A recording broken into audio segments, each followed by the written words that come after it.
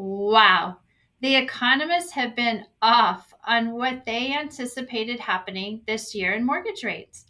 As of this recording on September 21st, we are at a 20-year high. So, who holds the key to lower mortgage rates? Well, let's get into it.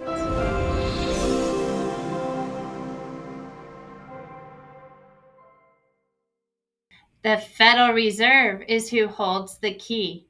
And the Fed isn't going to think about cutting the Fed's funds rate until they see core inflation heading towards their target of 2%. Recently, the core inflation reading continued to decline to a rate of 4.3% in August. While that's a significant improvement from almost 7%, it's still above the Fed's 2% target. The Fed doesn't have a good history of looking down the road and anticipating what will be happening in the economy, as evidenced by Powell's quote in response to how the Fed knows if they are hiking too much and are too restrictive. He said, and I quote, "You know you're overly restrictive only when you see it." Well, when we see it, it might be a little too restrictive. You might say they are looking through rose colored glasses and believe we are going to see much stronger growth both this year and next. But it is in sharp contrast to leading economic indicators, which was down 4% last month and down for 17 consecutive months, which continues to signal a recession. Additionally, there are other signals like the inverted curve that are flashing recession as well.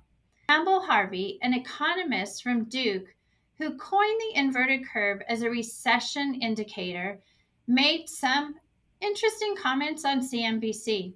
He cited how the last four recessions, the average time from the inversion into a recession is 13 months.